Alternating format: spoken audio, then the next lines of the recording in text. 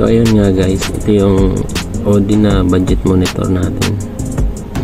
Nabili ko siya sa Shopee, dito sa Audi shop.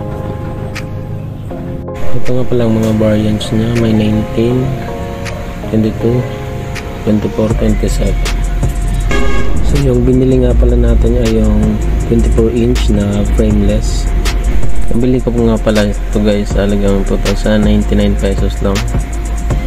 Naka 1080p, 75 refresh rate na rin guys. Siguraduhin yung nakalagay sa Shopee voucher nyo yung 20% off from Audi. Ayan. Tapos yung Shopee voucher nyo, yung shipping, yung pinakamataas, saka yung mega discount nyo. Ayan. Sa akin nagamit ko na guys, kaya 3,199 dito, pero 299 ko lang nabili to guys. Lalagay ko yung resibo dyan. At unbox na nga natin. Ito na.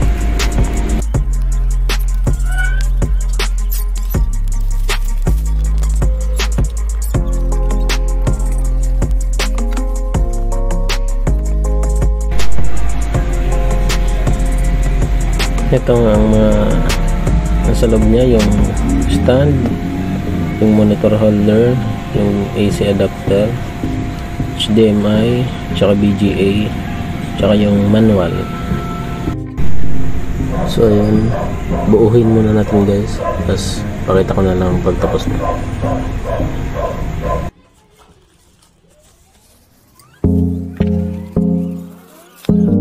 So ito na siya guys, ganda naman, malinaw.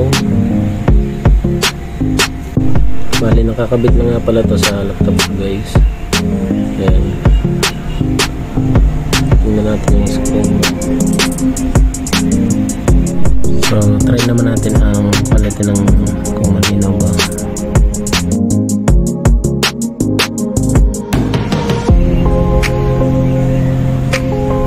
Dito nakamak ang brightness niya, naka number 10 lang kasi sobrang liwanag.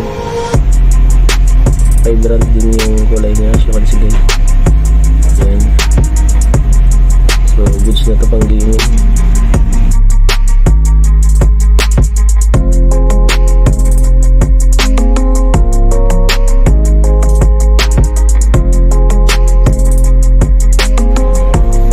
Elegant din pala siya tingnan guys, kasi naka frameless na.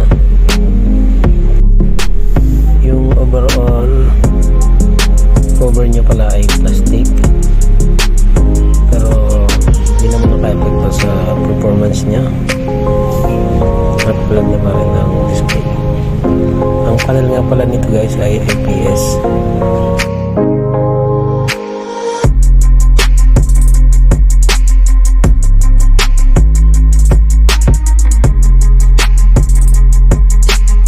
So by default guys, naka 60Hz lang to. Para ilagay ito sa 75Hz, punta lang kayo sa display settings. Ayan, naka 1080p rin yan. Punta kayo sa advanced settings, tapos ilagay nyo 75Hz. So ayan, i-try naman natin dito sa UFO tester yung 75Hz talaga. As you can see guys, legit 75Hz. Try naman natin siya sa gaming. So ayan, dito guys, Dota 2, smooth naman siya. Pagpasensyaan nyo na guys yung quality ng camera natin, kasi wala akong magandang camera pang video. So ayan, pero kita naman, smooth. Bali 1 month na din pala to sa akin guys. So far wala naman naging issue.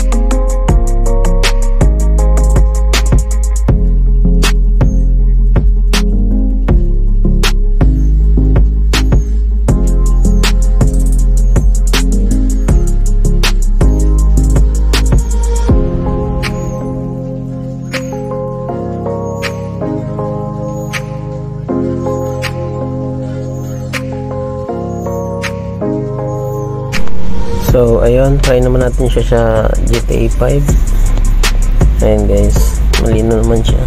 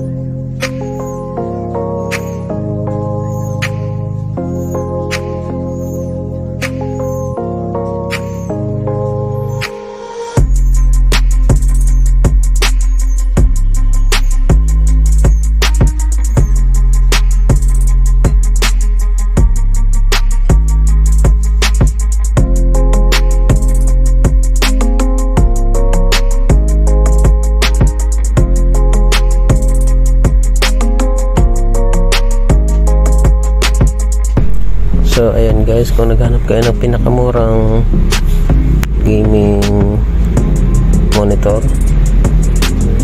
try nyo to guys. Audi 24-inch frameless 75Hz 1080p resolution. By the way guys, hindi to sponsor ng Audi, hindi, binili ko talaga tong monitor para pang gaming ko. Yan, at saka wala rin kasi akong budget pang bili ng mga malalaki at matataas ang frame rates ng monitor.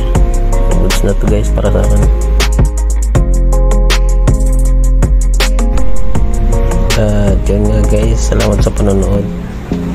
At subscribe naman dyan guys, at palike na din ang video kung katulong sa ito. At kung hindi naman, okay lang.